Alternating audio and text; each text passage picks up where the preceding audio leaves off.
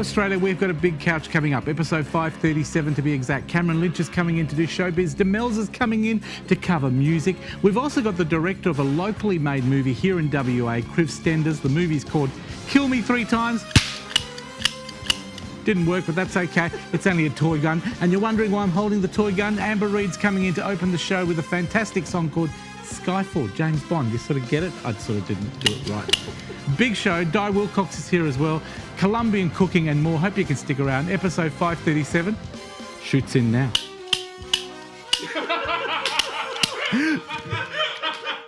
It's showtime on the couch. Yeah, it's showtime on the couch. You can see it from your house. You can watch it from your house. It's showtime on the couch with Fred and the best in town. Oh, it's showtime on the couch. And I hope you didn't get offended by that playing with the gun. It's only a toy gun, people. Don't get too alarmed. But we had a lot of fun doing that. Thanks to Liam Carlo, director, who put that together. A wonderful young girl. Her name is Amber Reid. She's only 17 years old. She performs this beautiful opening song today called Skyfall. Here she is.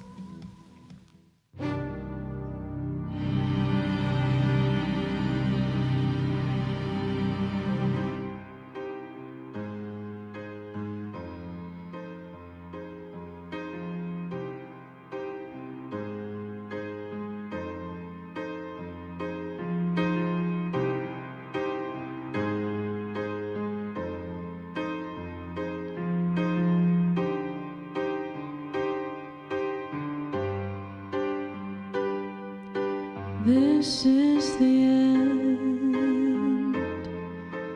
Hold your breath and count to 10.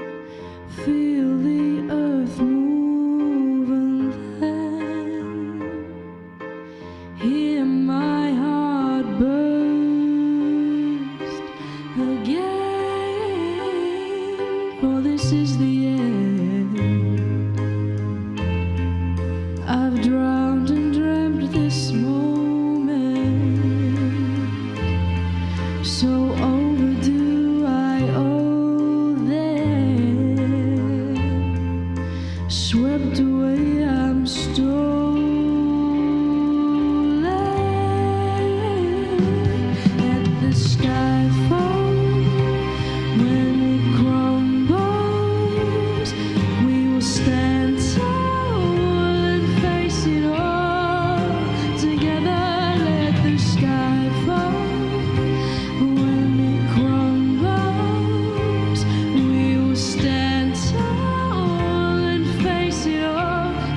at Skyfall, at Skyfall. Skyfall is where we start, 1,000 miles and poles apart. When worlds collide and days are dark, take my name, but you never have my heart.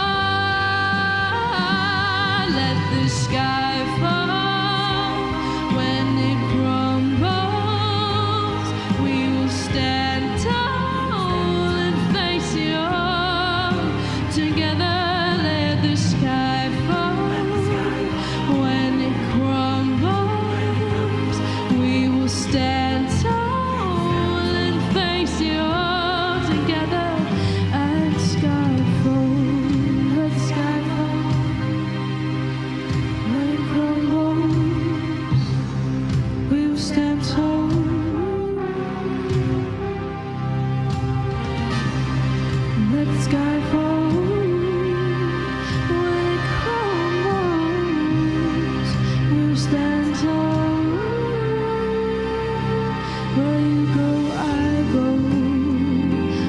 You see, I see.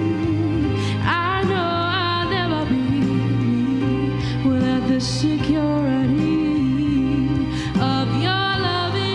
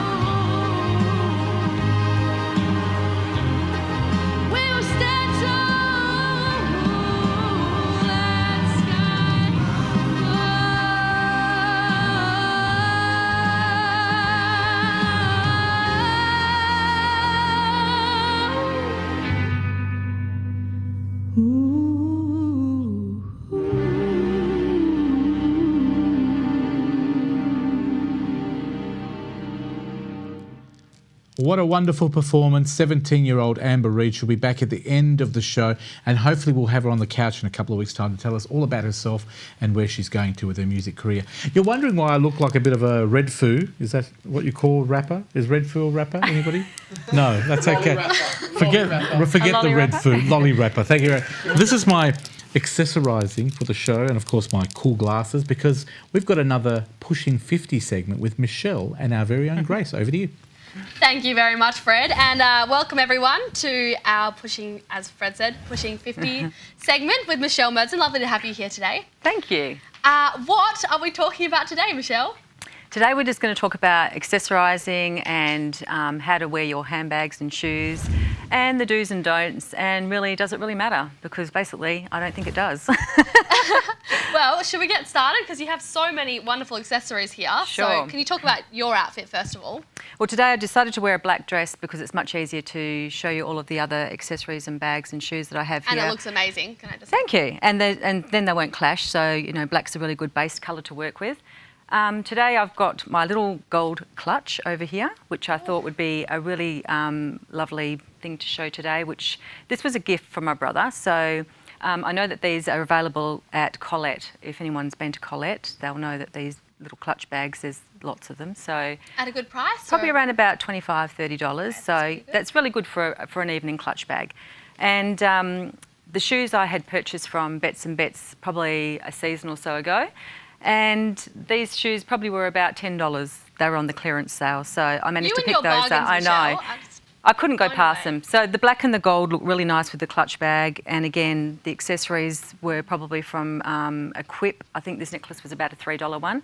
And so for this, you know, whole package, you've got like a pair of shoes for $10, a clutch bag for $20 or $30, and a necklace for $3. And my dress was only $10 as well. So, and the outfit really flows with the colours as well. They're really yeah.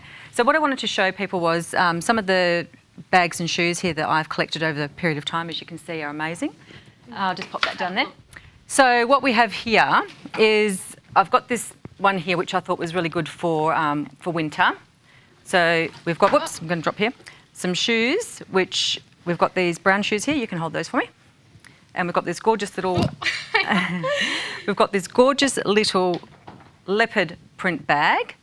And again, gorgeous. this was from Strand Bags. Now this was probably only around about $24, but when we say about matching things up, you don't necessarily have to match completely all the time. Like I've just dropped these pair down here, but just to show you. We've got these ones here which are like a leopard print. So you might want to wear them with the bag, or you might want to wear them with just a block colour like the black, or just a brown. So it's all about kind of what you feel comfortable with, you know. So if you feel like you want to match them up and you like everything to be sort of, you know, flowing, you can have them the same, or else, like I said, just pick a block colour. It's really easy. Just, you know, go for a black or a brown or something like that. So that's just a couple of options there for winter. And with that, can you say put a necklace or something with them? You know, with the actual colours? With that one there, again, you can wear, because I try to work with the tones that are on the bag. So there was golds in the bag, so I sort of go with something with the gold. So we've got this black and gold just over here. That one there, yep, that one there, that's a really nice one to put with it. So it picks up the gold, you've got the blacks with it. Would you wear that on a black dress, or would you, because it's black and black? I'm not really a style guru. You could if you wanted to, but I mean, basically that sort of thing I would probably wear with something, I don't know, maybe a little bit of a lighter coloured dress, you know, sort of. I mean, the black still looks beautiful. I quite like black and gold together all the time anyway, so that's an option. Gorgeous. But, okay, so over here we've got some of the nude colours, which, again, these nudie colours, that's a pinky nude, so there's all different tones of nude colours. So we have a bag here and the shoes, and they do match. And just speaking of matching, can you tell me about, do you have to match colours, and, you know, what's the trend with matching colours? Not really. I mean, matching the colours is more of a personal option. Again, I feel like something like this would look really nice with a black dress like I'm wearing now, and then sort of putting maybe a necklace like we've got over here. Beautiful necklace you've got this there. one. Yeah, that's what we were just looking at, the colours. Oh, that looks really good. Those colour tones, again, you've got the gold on the bag, the nude sort of colour on the necklace, and then the shoes. So you were saying, Michelle, before you were saying that we shouldn't always go colour, colour, colour. That you've Yeah. gone for cream, cream, cream there. You don't have to, though. That's the thing. It's not. There's no real rule about it. I mean, I was doing a So little if bit I of was wearing investigating. red, what would you match with me with your outfits there? Well, red and black always looks great. Red and So black. you've got red and black or red and white. It just really depends. Fred, Even reds I'd and probably give blues. you I mean, these shoes. Let's have a look. I think you look yeah, good in look. them. I mean, look Well, at Grace they do today. match. They're nice. Oh, true. Look at me. Look, Grace is Honestly. wearing reds and purples. So again, if she's wearing It's reds actually and quite nice. purples, To she be could. honest, I think that suit Fred better than me though. The shoes and the Nice. bag. Beautiful. So yeah, it's not always about sort of matching up, completely. It depends on what you like personally. So don't always feel like the trend is to match everything. That's what we're saying. Yeah, you don't have to. And again, it's like for a while there, I've heard a few people say that you don't match up your outfits because it makes you age or you look, older. Yep. But after a bit of investigating, I found that a lot of the stars are wearing very matching shoes and bags. So I felt Exactly. like, well, I'm on trend with all this now, so I'm not feeling so old. Well, I found a picture of Tay-Tay, who's Taylor Swift, Oh, did you? wearing a matching bag and shoes the other day, and she looked very elegant and stylish and beautiful. Yeah, so It's definitely. not about age, I don't think. Anything else you want to quickly show us? And then there are so many fabulous things here. All the And- sunglasses here. We've got all of these sunglasses. Some of these were just from the reject shop. These ones here were $3.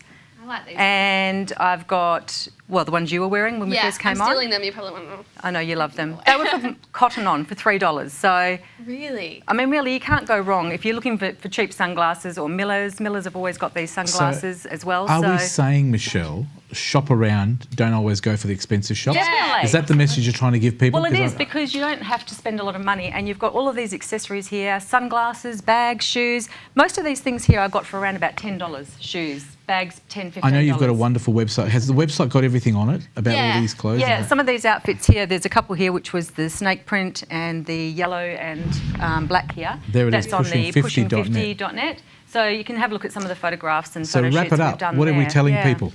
Yes. Basically, I'm just saying, go with what you feel. Go with what you like. So there's no real rules about fashion. It's just have fun and enjoy yourself and feel confident in what you wear. yeah, and just try different things. I mean, it's all about just standing there, trying on a few different looks, see what you feel suits you, and just going with that. So And just quickly, if anyone out there does want help with their style and is just needing someone to go shopping with, Michelle, you do that? You go shopping yeah, with people? I do. I took a client out on Thursday actually, and I thought she wanted to go shopping to do sort of like new clothing, but she actually asked me if I'd take her to the op shops, and we did that for about 4 or 5 hours. So And she got some good clothes out oh, of she it. had a great day. So Which is yeah, brilliant. I was really happy because she got everything she wanted, and it was a really good day. Well, fabulous. And if you miss any of that, please go to thecouch.com.au and check out more. Thank you very much. Back to you, Fred. Thank you very much to Michelle and both to Grace. Of course, we don't have enough time in one segment to run through everything. That's why we sort of rush it along, but that's okay. Check out pushing50.net and you'll find out all the details there. Check our website out if you miss any of those. Now, I had the opportunity to have a look at this great movie. It's been made here in WA at heaps of locations. It's called Kill Me 3 Times. The director's called Kriv Stenders. Of course, he's known for the Blue Dog movie, Red Dog. But check out this trailer. If you haven't seen it, then we'll talk to Kriv.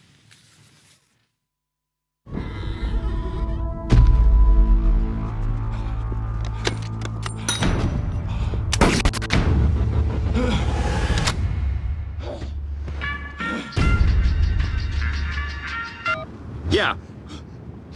Hold on a sec. Yeah, I'll be there in an hour.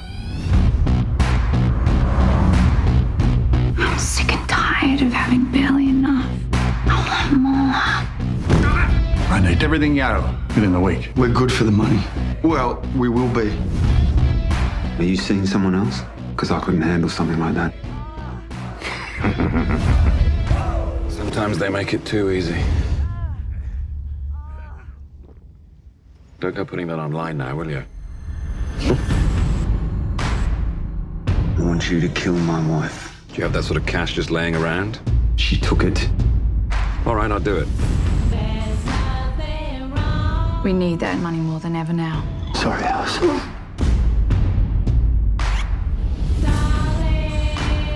$250,000. We'd have to kill it. Let's go. Calm down. Yes!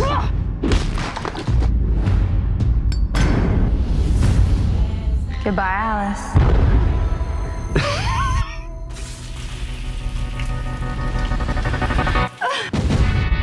Where is she? Put the money on the ground. Then I won't kill her. Over my dead body. I'm what you call a professional. Despite how this looks, I had nothing to do with it.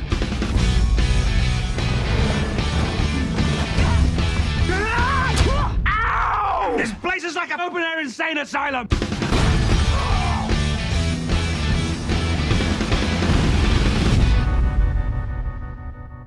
I love my wife very much. Well, you've got a crazy way of showing it. That is the movie Kill Me 3 Times. Now, let me tell you a little bit about the movie. The film is getting a first home entertainment release in Australia via digital, Blu-ray and DVD on the 9th of September as part of E1's strategy to create an innovative new distribution method. And it's being supported by big campaigns in talent tours and Q&As around Australia. And today we're very lucky to have the director, Kriv Stenders, with us in the studio. Thanks for your time. Thank you. Now, tell me a little bit about the movie, Kriv. Well, Kill Me 3 Times is a darkly comic, sun-scorched neo-noir thriller. A little bit different from Blue Dog and Red Dog. Totally. I was lucky enough to be given the script, written by an Irishman called James McFarlane. It's his first screenplay. I read the script, it leapt off the page, grabbed me by the throat and wouldn't let go. It was just one of those rare scripts that you always wish for, in that it was beautifully constructed, compelling, and it really presented itself as... I already knew how to make it when I read it, so it was just one of those really rare, fantastic opportunities. Now, what drove you to WA to make the movie? Why WA? Well, that's interesting because the film was originally set in an Irish village, but the producers, Lawrence Malkin, Cher Stallings and Tanya Chambers, who's a Perth girl, started developing the script and adapted it to be in Australia. And then basically, as the way films get made here is that you find a location, you find a state, and you go for state funding. And Screenworks were very generous, and they attracted us, and we came here and basically readapted the story to work here on the West Coast. Now, what sort of environments are we like to see, or locations? Well, it's set in a surf town called Eagle's Nest, which doesn't exist. It's a fictional town, but it's basically a composite of a number of places north and south of Perth. It's part of it's shot up in Lancelin, and a majority of it's actually shot down in the Margaret River region, places like Canal Rocks, Bunker Bay. Some beautiful locations. Yeah, Burnup Forest. Yeah, spectacular. So it's an amalgam of those locations. How long did it take you to shoot the movie? I think about 6 weeks. Okay. It was a pretty crazy... Quite a fast turnover. Yeah, it was a very tight schedule. Australian movies, and we've had Oddball in, Shane Jacobson, he said the same thing. I think theirs took 2 to 3 months as well.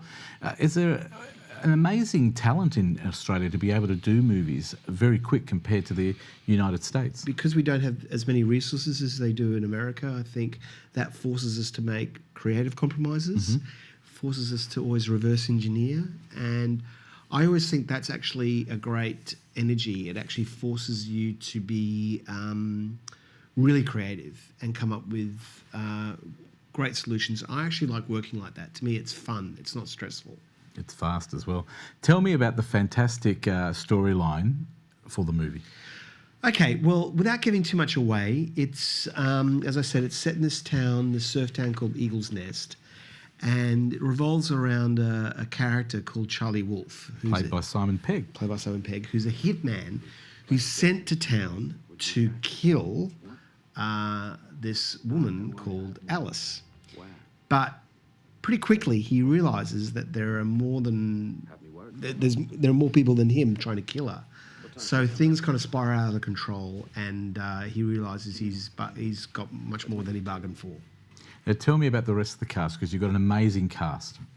It's a great cast. Yes, we've got Simon Pegg, obviously, as I said before, in the lead role. Now, was he in Hot Fuzz? Hot Fuzz, That's yeah. Hot Fuzz, Shaun of the Dead, yes. World's End, Star Trek. Is this a different role for him? Because I've seen him in more comedy type movies. Yeah, well, no, that's why I cast him. I have a belief that comic actors make for great villains. Okay. And that was my caveat to the producers when I said, look, I'd love to do this script, but I think we've really got to kind of punch a little bit out of the norm here, out of the square, and cast more interestingly. And they agreed, and it also set the tone. And what's great about getting someone like Simon Pegg on board, it also attracts more talent. So we got Brian Brown, Sullivan Stapleton, Teresa Palmer, Callum Mulvey, Luke Hemsworth on board as well. Huge cast. It's a great cast. Now, the movie itself, you're going straight to DVD to start with and then going out to theatres, I'm assuming? No, I wouldn't even call it straight to DVD. Okay. What I want to do is basically clarify all of that.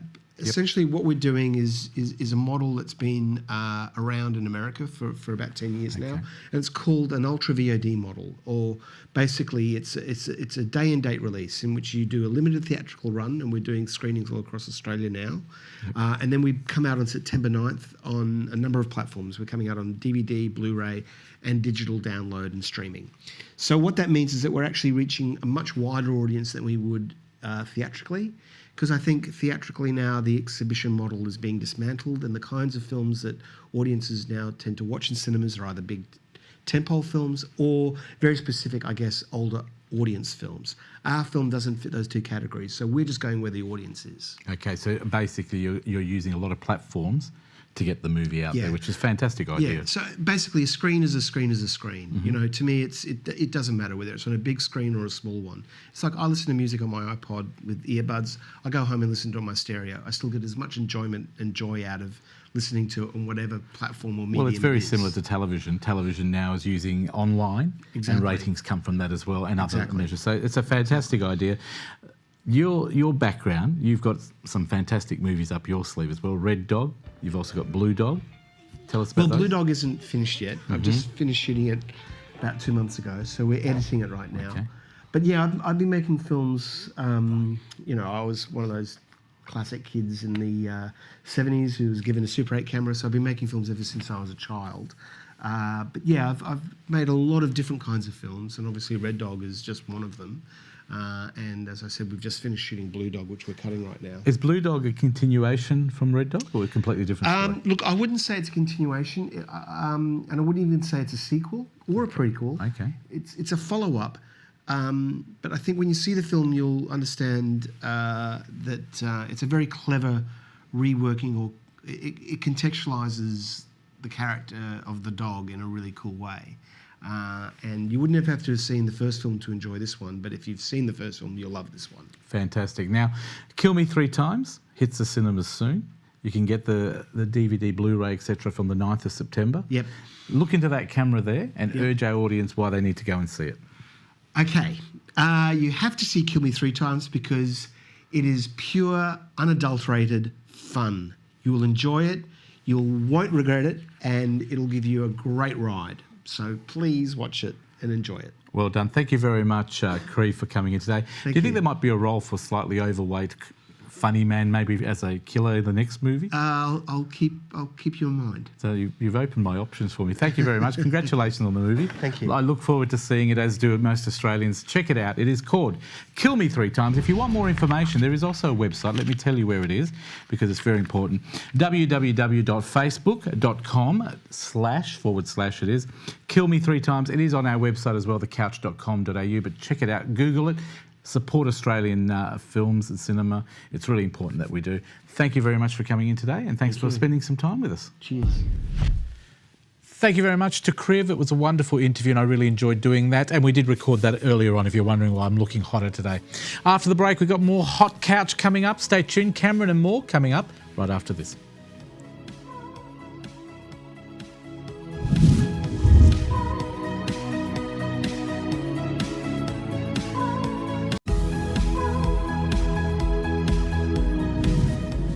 Welcome back to The Couch here on Aurora Television Foxtel. We've got Di Wilcox back. Hello, Di. Hi, Fred. Lovely to see you again. Nice to have you back. What are we talking about today with you? We're talking about something that I'm very passionate about today, Fred, and that is philanthropy. But philanthropy with children. How do we get kids involved in giving? Because the problem I'm seeing in a lot of the workshops in the schools that I visit is that children believe that to give, you've got to have a lot of money. And, you know, even as adults, what we need to realise is time is a lot more valuable and precious than money. And we need to show kids that they can make a difference. So today I've brought two very special guests with me. I've got Ciaan, who's actually my daughter. She's 8 years old. And I've got Michaela, who's 9. And Michaela just did something really, really special this year to raise funds for a charity called Cinderella Kids. Tell us about that, Michaela. Would you like to tell everyone, Michaela, what you did for Cinderella Kids to raise some funds? Well, like a long time ago, we raised money. We made cookies and then we sold them at Australia Day. And then half of the money went to Cinderella Kids, so we gave the money to Michaela, you. what is Cinderella Kids? Tell us about Cinderella Kids. What do they do? It's a charity to help kids with disabilities, sickness and stuff. It's pretty special to help them, isn't it? Yeah, so Fantastic. Cinderella Kids is a fairly new charity that's aligned with the Make a Difference Foundation, whose patron's Justin Langer. And the idea of Cinderella Kids is to go and help children who are in hospital for a long period of time and give them a couple of hours outside of hospital to experience something magical. So we've had kids have makeovers, they've gone in limo rides, haven't they? They've done some beautiful things that just take the pressure of being in hospital all the time. Now, for children, being able to help children the same age who are less fortunate is a big deal. So Michaela came to me and she'd raised $75 after making cookies herself, but everything was her idea, and that's what made me feel, I just thought that's so special, and I loved it. Ciaan here came up with the idea in her classroom to raise some money for Cinderella Kids as well. What did you do, Ciaan? Well, a long time ago, I brought some photos of sick and disadvantaged kids that we had put a party on for in Cinderella Kids, and I showed them for New Year's. And then my teacher wanted to help Cinderella Kids continue what you do, so then we made a fundraiser called the Paper Crown Ball, and they were paper crowns, and we sold food, and you had to get a gold coin donation to get in, and we raised $574. Oh, that's fantastic. Let's give them a round of applause. You must feel really special. Yeah. Is it really good to help other people, especially kids? Yeah, it feels really good, and not only helping the people that you make them happy, it makes you feel really good. And isn't it nice when the kids actually say, oh, this is wonderful, you've made my life better? Yes. And does it cut into your homework time and playtime and you don't care about that? Yes. It's good, isn't it? It's nice to help other people. It is, and Fred, what's so important as parents, what we need to understand is that we're going to lessen anxiety, self-harm, depression, if we give children the opportunity to think about people other than themselves. We're in a society now where we're also focused on ourselves and the likes and approvals we get through social media. We're forgetting about other people. And if we want to feel better in ourselves, there's this magic word, kindness, and it's incredible the feelings that you get from being kind to others. But unfortunately, we're losing that. And what I want to see parents do is encourage your kids. Do a lemonade stand outside the front of the house. Obviously, be cautious of strangers and supervise your children, but allow them to have these projects that makes a difference in the community. And isn't that the main thing, Di? When we were growing up, we used to do walkathons and things like. Do you remember the walkathons that I used to cheat? I used to actually sit on the stool and wait for them to pass me 4 times. But we used to raise a couple of $100, and we used to love it because we were doing it for somebody else. And now with the way that social media is and the way kids' lives are, they miss out on that. And it's such a big thing about learning to live. It gives us a sense of purpose. Correct. And if you want to have a good life, you need to have a sense of belonging and a sense of purpose. And philanthropy provides that for people. So how do we get kids involved? How can parents start getting kids involved? Well, the first thing I think is get them off the screen time, get them off their devices, get involved in some of the bigger community events. You know, you've got your city to surfs and you've got those sort of events, but sit down and have conversations with your children about what charities are out there. Show them how fortunate they are to have what they have, and show them that there are people less fortunate, and get them to think about how they can make a difference. It's much better if kids make those decisions for themselves than you telling them, because it's coming from their heart and it gives them a sense of pride. And ownership. they think that they can control it and actually not be led. They can make their own decisions and do it your own way. Would you do it again, kids? Help other kids again? Yeah. Fantastic. Di, did you want to wrap up with a website for yourself? I absolutely. You can see what I do with the workshops that I run at diwilcox.com. Otherwise, you can find my contact details on the couch. Thank you very much. Wonderful topic. I love the idea of kids coming back to basics. I wish we should have a day when we actually make everybody come back to what's important. A charity day around the whole world, maybe just Australia to start with. Because I think it's a fantastic idea. Good on you, kids. Keep up the good work. Would you like the iPad? There you go. It's working already. See, 5 minutes. We've made it work. Thank you, Di. Thanks for having us, Fred. Look forward to having you back next time. Thank you. She is wonderful. DiWilcox.com is her website. Check it out, or thecouch.com.au. You can learn heaps of stuff from her website. We need to take a break because we're going to learn about movies and also music coming up with Cameron and Demelza. See you then.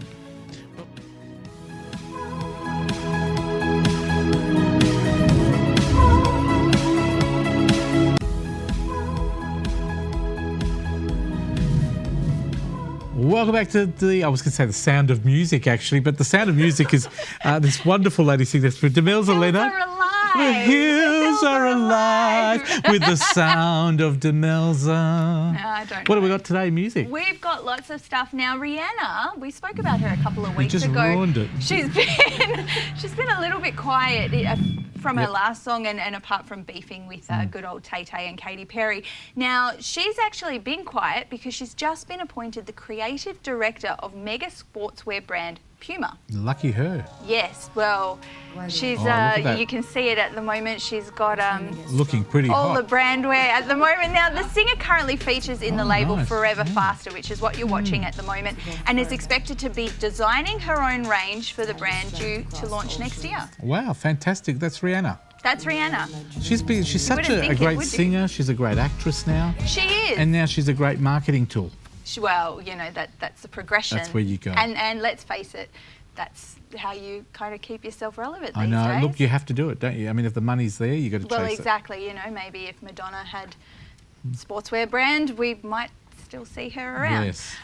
So, from old to new, Kiss teams up with a football club. Is that the old Kiss? Well. Remember the tongue? Yeah. Well, the tongue. Yes. Yeah. Do you know how to do Simmons it? And Oh, your tongue's really long. Yes. How handy is that? Rock band Kiss. Bet your husband likes it. Moving on, rock band Kiss are teaming up with there's a tongue. Australian Football Club to produce a one-off commemorative T-shirt entitled Kiss Red and Black Army. Now, the club, the Western Sydney Wanderers, will collaborate with the band, and this follows a Kiss Magpie Army T-shirt, which came out in Victoria last month. It is no surprise because at the end of the day, Paul Stanley and Gene Simmons are massive sporting fanatics, and if you're interested in the T-shirt, you can go to the Western Wanderers Football Club to find out more. So it's a limited edition thing, isn't it? It is. Apparently, it's till October 9th. It's nice to hear they're running out of money as well, obviously. Whenever they come back, when you hear these 60s and 70s legends come back, you think, oh, they've run out of money already?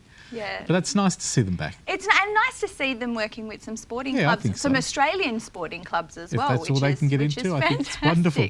Now, the reason for the hat today, Yeah? Guns N' Roses might be reuniting. So a little bit of a slash hat there. Do you know one of their classic songs? November Rain, Sweet Child of Mine. Sweet Child of Mine. What's this one we're watching now? Oh, Sweet Child of Mine. It is. It's a live I always version. get them confused with Bon Jovi. Oh, how? I don't know, but I always think Bon Jovi. How do you get Bon Jovi and Axl who sang Rose Jump? and You know that Flash? song, Might Well Jump? Van Halen. Van Halen, there you go. That's great. Nothing to do with them at all. Now, at a recent Reading festival, Limp Bizkit, so the guys that had Rollin', Rollin', Rollin', Yeah. the lead guy, Fred Durst, told the crowd that if Guns N' Roses get back together, Limp Bizkit are who you can thank for I like it. Limp Bizkit. So they're a great band. They are great good. band. They took credit for creating peace talks between Axl Rose and Slash. Now, Fred Durst has said potentially be prepared for a tour for Guns N' Roses next year. When do you think it will be? Possibly next year, I'll make sure I'm in Bali when it happens.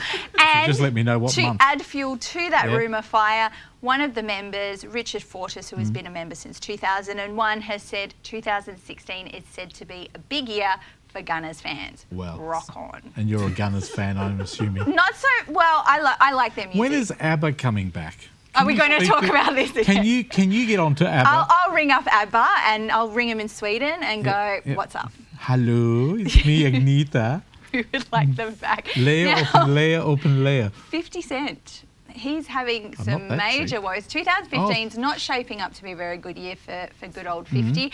Now, the rapper who recently filed for bankruptcy is being sued for, get this, $200 million. And he'll have that money to pay the fine but still be bankrupt, eh? Well, possibly. Isn't it amazing how they can declare bankrupt when they're so wealthy?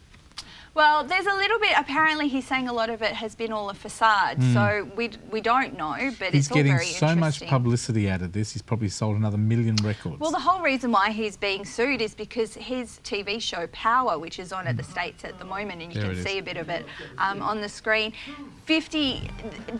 Larry Johnson is suing him because he says that 50 stole the idea for his popular TV show from a book and a manuscript that he gave to an employee of 50's G-Unit Books. He's saying there's a lot of similarities between the characters, between their temperaments, and even some of the venues that they have. So watch this space to see how that pans out.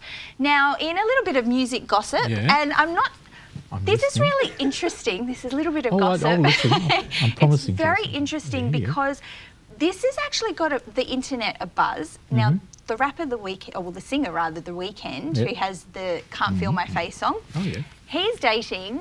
He has a new girlfriend. He's dating 18-year-old model Bella Hadid. Now, the people absolutely love it. She is a model. And what was her name? Bella Hadid. Oh, I thought you said something else. No, Hadid. Bella Hadid. So Bella is the daughter, Lucky again, you him. can see them there. Bella is the daughter of Real Housewives of Beverly Hills, Yolanda Foster.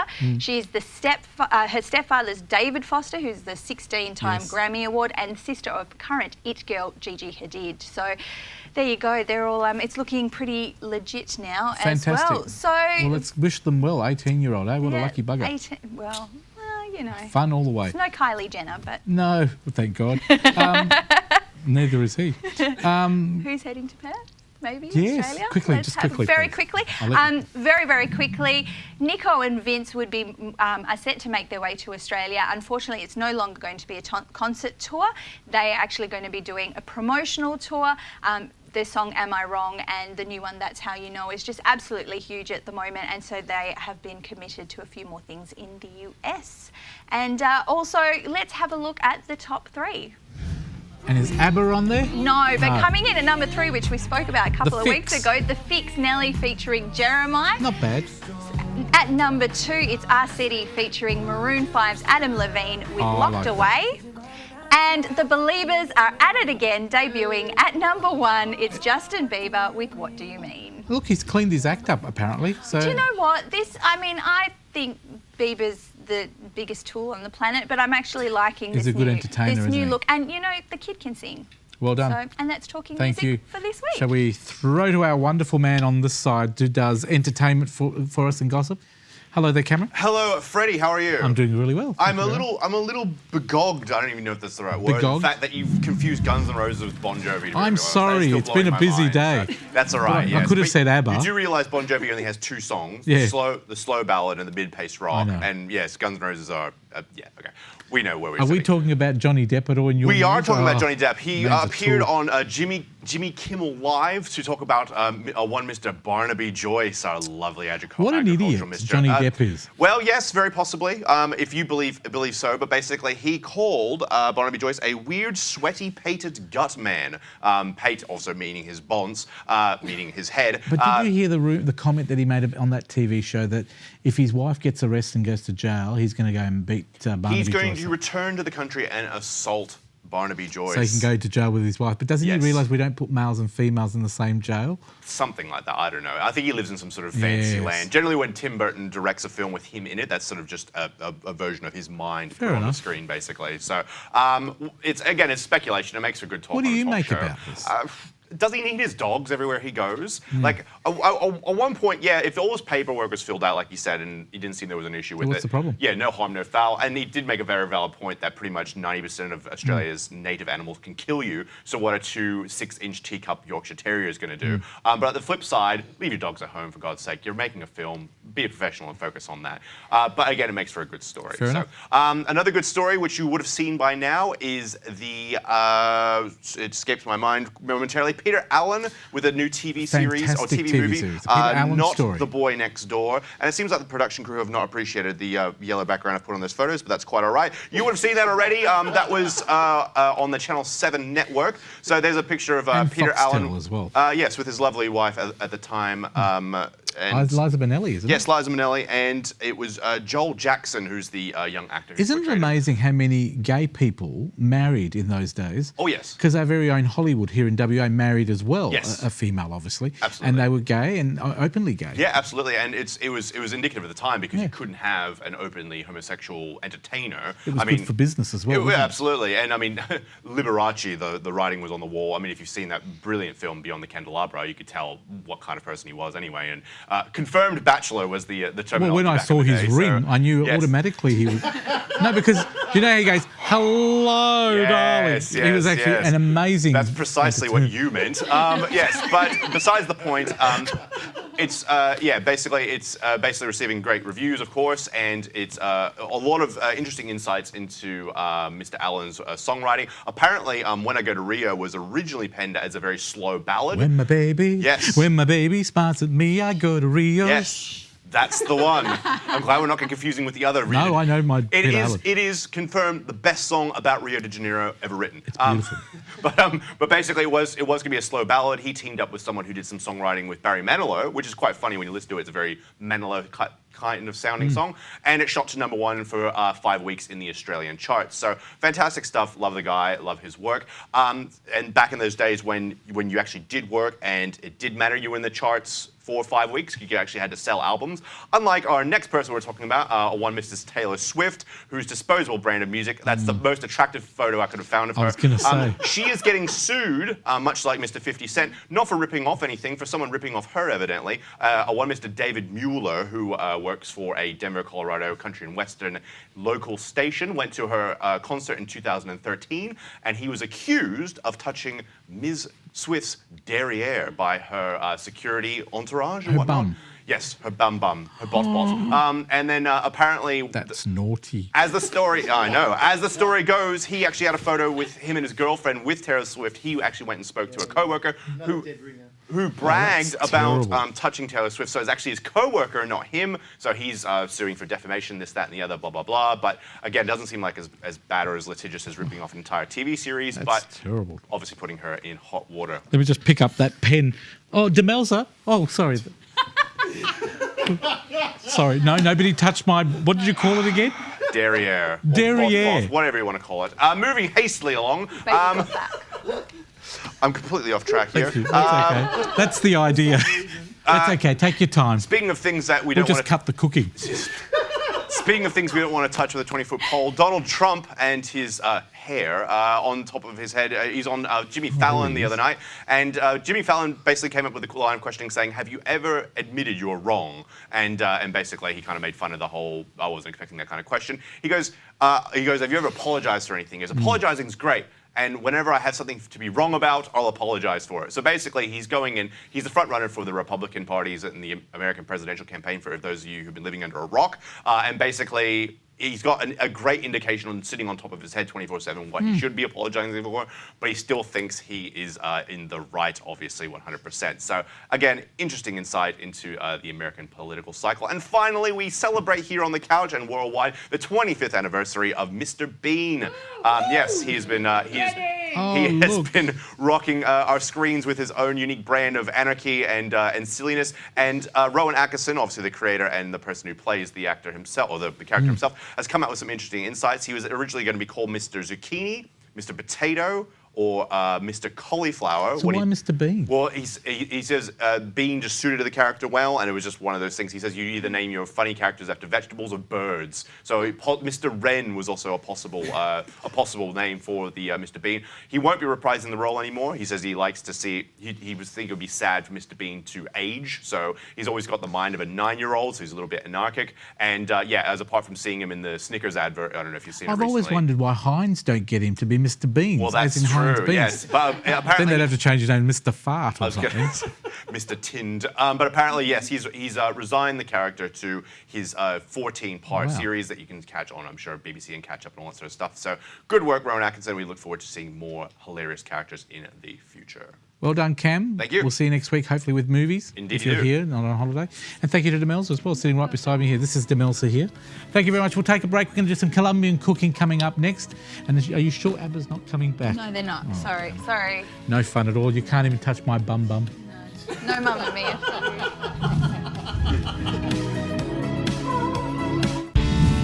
If you're looking for more info on anything you've seen on today's show, head to thecouch.com.au. It's where you'll find all the links for our guests, plus clips from the show, backstage photos, and even exclusive movie reviews. You can also sign up as a Couchie and be part of our competitions, including Spin It to Win It. New Zealand viewers, that's open to you too. So jump online and check it out now. thecouch.com.au. Thank you very much, and that is how you contact us here at The Couch. I'm very sorry, we're right out of time because our staff and crew have stuffed around all day and wasted all my time. I'm really disappointed. But don't worry, they'll still be back next week. We can't be that bad. We don't want to be a horrible boss. Now, talking about horrible bosses, we're talking about the lady who knows everything about horrible bosses. Her name is Karen Gately, talking to Nisha next week about a fantastic help that she can give people with horrible bosses. So that's why the tag was there. And we're going to do the cooking next week because we've run out of time. We're going to leave you with Amber Reid. She's a wonderful young talent. She's singing today a beautiful song called, Need You Now. There it is, just like I need my glasses. Thank you very much. We'll see you next week. We've got them on. Thank you. Which camera do I look at again?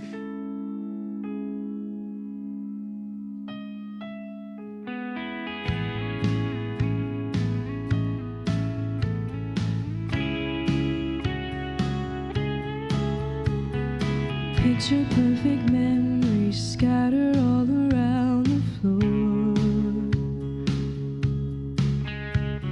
Reaching for the phone 'cause I can't fight it anymore.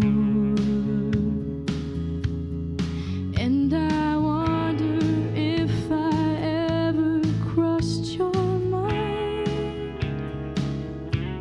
For me it happens all the time. It's a quarter after one, I'm all alone and I need you now. Said I wouldn't call, but I lost all control and I need you now. And I don't know how I can do without, I just need you now.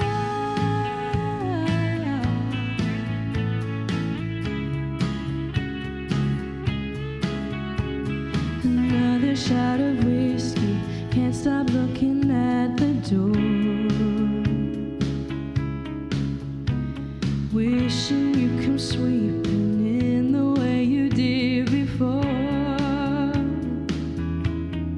And I wonder if I ever crossed your mind. For me it happens all the time. It's a quarter after one, I'm a little drunk and I need you now. Said I wouldn't call, but I lost all control and I need you now. And I don't know how I can do without, I just need you now.